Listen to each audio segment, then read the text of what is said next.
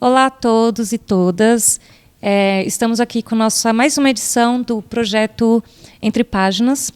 Eu me chamo Angelina, sou bibliotecária aqui na Rede de Bibliotecas da Secretaria de Cultura de Diadema. E hoje nós estamos com um convidado super especial, um escritor. Ele se chama Aparecido José Galindo, escritor, nascido em Alagoinha, Pernambuco, no sítio Monte Alegre, em 1981, e radicado em São Paulo desde 2005. Possui formação em meio ambiente, turismo e logística. Lançou seu primeiro livro de poesias, Versos e Reversos, em 2012, também sendo autor de ensaios, contos, novelas e romances, entre elas o Versos Reversos, que a gente vai apresentar e falar um pouquinho sobre ele, o Baloeiro, também Paisagens Sertanejas, A Embolada de Alagoinha, O Menino que Vendia Pássaros, Canguçu, a Onça que Virou Menino, e essa, inclusive, é uma obra, uma literatura infanto-juvenil, isso até 2020, e agora ele está com essa obra nova, chamada Turmalina, lançada agora em 2022, e a gente está sabendo também que ele está com outro já em prelo, para lançar em breve. Então, Galindo, seja muito bem-vindo. Obrigada por ter aceito o convite. É uma honra a gente estar recebendo você aqui. E eu queria que você começasse falando um pouquinho mais sobre você, no sentido de como que você veio parar em São Paulo, por exemplo. E aí a gente vai batendo papo, tá bom? Primeiro eu quero agradecer pelo convite, né?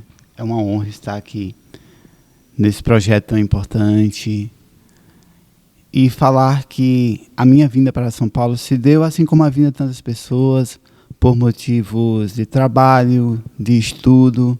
No meu caso bem específico, eu buscava uma formação, na época eu já escrevia, quando eu vim para São Paulo, né, a primeira vez. Então eu vim aqui atrás de um certo reconhecimento a princípio. Mas depois eu percebi que esse reconhecimento ele se tornou-se mais importante ter uma vivência, ter uma história para contar. E é quando entra a literatura, porque através dela eu tenho mais possibilidades de criar essas narrativas, de contar essas histórias.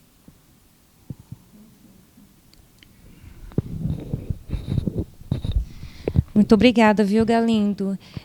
Como você disse, são muitas as histórias de pessoas também que vêm, né, em processo de imigração para a região de São Paulo para poder estudar, trabalhar.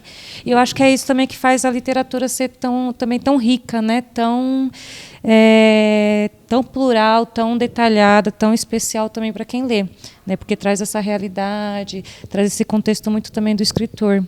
E aí eu queria que você comentasse um pouquinho sobre a sua primeira obra, que você lançou em 2012, né, a sua obra de poesia, Versos e Reversos, dentro também dessa lógica da narrativa, né, dos temas que você aborda. Eu queria que você comentasse um pouquinho o que um leitor, por exemplo, ou leitora esperaria ao ler ou vai encontrar nessa obra Versos e Reversos, por exemplo.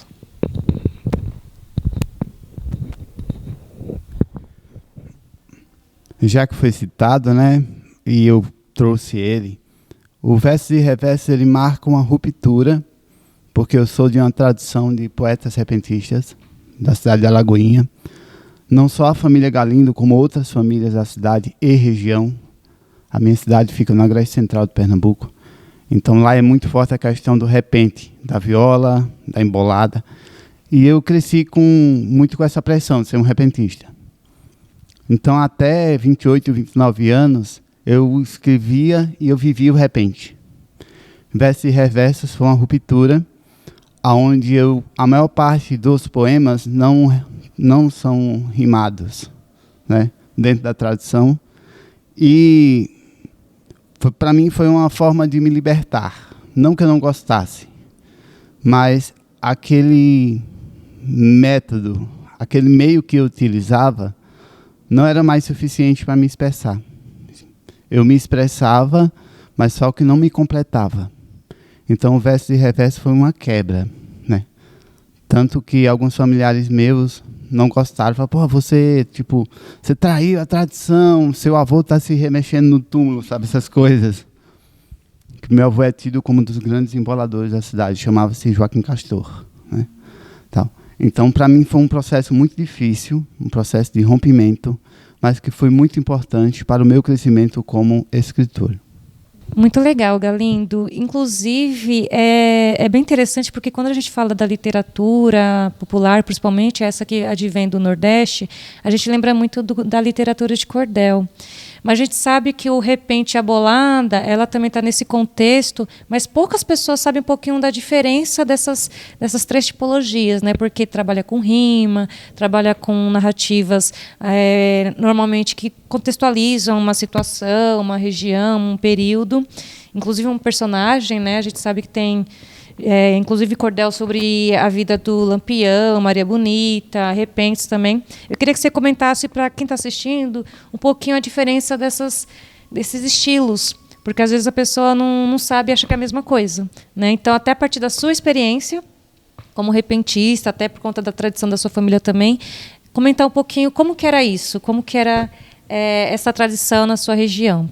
Seria um assunto para um dia de conversa, mas eu vou fazer uma diferenciação entre artes contadas e cantadas, né? O que eu falei anteriormente da embolada, do repente de viola, do aboio de vaqueiro, elas são artes cantadas. Então elas são proferidas, elas são realizadas perante um público no momento em que elas acontecem. Eu estou falando do repente. A arte de criar uma estrofe dentro de uma estrutura pré-estabelecida, algumas bem antigas e outras que vão sendo reinventadas e vão sendo, digamos assim, recebendo novas características. Enquanto que o cordel, inicialmente ele vai para a folha do papel, ele vai ser escrito. Como você falou, ele pode mencionar personagens históricos e ele pode criar personagens históricos, uma história fictícia, e ele também pode criar novas narrativas, mas ele parte do papel para a fala, né? Enquanto que a embolada, o repente de viola, o aboio de vaqueiro, ele também é uma arte de poesia, de métrica, de rima, só que ele tem essa diferenciação de ser realizada no instante, diante de uma plateia. Então, eu diria que é uma arte contada, de contar uma história, uma narrativa, e arte cantada, essa arte que vai exigir, por exemplo, conhecimentos da música, seja do pandeiro, seja da viola. No caso do aboio do vaqueiro, não há instrumentos, mas a voz é o principal instrumento, então é belíssimo você ouvir um vaqueiro cantando uma toada ou improvisando, porque apesar de não ter um instrumento musical, quando canta assim em duo, você consegue fazer um acompanhamento muito bonito. E é uma arte maravilhosa. Muito bem, Galindo. A gente está aprendendo bastante aqui contigo. É uma história maravilhosa, inclusive trazendo essa ideia da cultura, né, da nossa região local. E um pouco dessa diversidade, né? Porque a gente acha que quando a literatura é só uma literatura escrita, e a gente sabe que não, que a literatura ela transcende esse formato e ela antecede também a partir da oralidade. Então, isso é muito importante. E eu queria que você comentasse um pouquinho sobre a sua obra, que me chamou bastante atenção, que eu acho que tem a ver um pouco com a sua infância ou com a sua história, né, que se chama Canguçu, a onça que virou menino, uma literatura infanto-juvenil que você publicou em 2020 pelo Clube de Autores. Eu queria que você comentasse um pouquinho dela, por quê? Aqui na cidade, a gente tem vários escritores e escritoras, só que a gente percebe, por exemplo, que a literatura, as produções, elas acabam se concentrando muito em poesias, romances, contos, mas majoritariamente para o público adulto, né? A gente vê pouca coisa voltada para jovens, para criança ou para esse público infanto-juvenil. Então, eu queria que você comentasse um pouquinho por que essa primeira obra pensada para esse público, e um pouquinho também do que seria essa obra, esse Canguçu a Onça, né? Canguçu a Onça que virou menino é, como você falou, uma obra de literatura infanto e juvenil, onde eu vou narrar, inspirado nos grandes autores nos quais eu tive o primeiro contato com a literatura infanto e juvenil, como Monteiro Lobato, aqui do Brasil, e o Mark Twain, dos Estados Unidos. Monteiro Lobato, quando eu tinha 12, 13 anos, eu devo ter lido toda a sua obra infantil e juvenil. E o Mark Twain, eu tive a oportunidade de ler, né, Tom Sawyer, que é uma obra maravilhosa do Mark Twain, e As Aventuras de Huckleberry Finn. Não sei se a pronúncia está correta, se você quiser me ajudar nesse. Só que, como eu falei, a vida é feita de... Aqui foi uma ruptura com essa arte do vecejar dentro de uma estrutura pré-estabelecida. Quando eu vou escrever literatura prosa, eu vou fazer um rompimento com essa questão que eu escrevia muita poesia. Então, 10, 20, 30 cadernos de poesia, depois eu fui para o Word, aí vai... Eu nem conto mais quanto tinha e quanto tem ainda. Só que eu sou muito exigente com o que eu crio. Então, basicamente, do que eu escrevi dos 14 até os 30 anos, sobrou muita pouca coisa. Porque eu fui refazendo, fui reescrevendo. Tal. E o Canguçu, a Onça que Virou Menino, foi esse retorno aos contadores de histórias, que foi o meu primeiro contato com a literatura, a oralidade que você acabou de falar, né? Com a literatura oral, com a capacidade de contar histórias. Então, a história começa com o senhor contando a história de uma onça que virou menino. Eu falo para as crianças, mas o normal não é o contrário, não é os homens se transformarem em animais. Eu falei, não, exatamente isso, a ideia do rompimento. O Canguçu, a onça que virou menino, era uma onça muito travessa. Ela fazia muita coisa assim que dava trabalho para a família onça dela, né? E acontece lá no sertão pernambucano, porque através de pesquisas recentes foi comprovado, já havia relatos, mas agora cientificamente é comprovado que houve onça na Caatinga e que existe onça na Caatinga. O exemplo disso é que ainda há onças, no caso pintadas e sussuaranas, na região de São Raimundo, no Piauí, na Serra da Capivara. Tendo essa comprovação, eu falei, por que não fazer uma história de uma onça no sertão nordestino? E uma onça que é, digamos assim, dentro da história, ela é castigada e se transforma num menino, né? Eu não vou dar spoilers, tá? Porque é uma história que fala muito de mim, do menino que eu vi histórias. E porque quem tá escrevendo é o menino que ouviu a história. Só que hoje eu não sei se eu sou o menino que está ouvindo a história ou se eu sou o seu Zé Ferreira que está contando a história. Entendeu? Então, fica aberto para quem quiser conhecer a obra. Já foi citado, né, do Clube de Autores. Quem puder entrar nas minhas redes sociais, Aparecido Galindo Escritor, Instagram, Facebook, tem os links para vocês conhecerem. No Clube de Autores há uma particularidade que você pode ler, por exemplo, 20 páginas, 15 páginas da obra gratuitamente, tá? Então fiquem à vontade. Obrigada, Galindo. E é curioso porque você trouxe as suas referências, né, um pouco também dessa inspiração no Monteiro Lobato. E na hora que você estava falando sobre a onça, eu lembrei de duas histórias do Monteiro Lobato, né? A primeira do Pedrinho, que quando ele vai atrás da onça, né, ele faz toda uma peripécia para poder a caçada de pedrinhos para poder pegar a onça.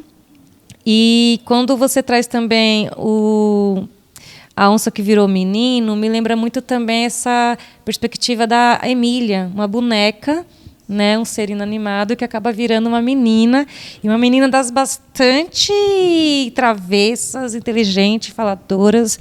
Então, assim, é muito interessante porque quando você traz essa inspiração, a gente consegue perceber isso também na sua obra, né? Muito legal. Eu queria que você comentasse um pouquinho, você já adiantou, sobre o Clube de Autores. Porque, por exemplo, a gente sabe hoje que para uma pessoa que está começando, às vezes até escreve e não se acha escritor, escritora, fica meio conturbado, fica meio difícil ela conseguir fazer uma primeira publicação, né? Às vezes falta incentivo, às vezes falta informação, às vezes falta editoras mesmo, independentes, que fortaleçam esse movimento das publicações, né? Das primeiras publicações dos escritores locais. Eu queria que você comentasse um pouquinho como que funciona esse clube de autores E como que você também conheceu, como que foi esse processo para você conseguir veicular a sua obra, né, sua produção, nesse momento, assim, com essa publicadora? Clube de Autores é uma plataforma de autopublicação, existem muitas outras atualmente. Na época, por volta de 2010, 2011, foi uma das primeiras plataformas de autopublicação. Então, se eu tiver um conselho para dar para quem já escreve ou que pretende ser um escritor, é assim: seja exigente com aquilo que você faz. Porque os livros que eu escrevo, eles são passados por rigorosas revisões, não só minhas, eu envio, amigos também me ajudam bastante. Tem amigos que leem para mim e falam se está legal, tá não, não gostei, muda tudo. Já teve, o primeiro livro que eu publiquei no Clube de Autores é O Baloeiro, eu não trouxe ele, é um romance que se passa aqui. Eu gosto de escrever sobre as regiões nas quais eu estou vivendo. Na época eu estava em São Bernardo e O Baloeiro conta a história de um rapaz que soltava balão em São Bernardo do Campo. E eu, muito feliz, escrevi, coisa linda, mandei para meu amigo, falou, reescreve, tá muito ruim. É lógico que eu passei um mês sem falar com ele, né? Mas foi exatamente o que eu fiz. Das primeiras 200 páginas não sobrou quase nada. Aí acho que só de raiva eu escrevi mais 250. Aí mandei para ele, ele falou, nossa, ficou maravilhoso, legal. E mandei para outras pessoas também. Houve convergências nas críticas e nos elogios. Isso é importante, né? Porque às vezes uma coisa está muito para um lado, você deve desconfiar.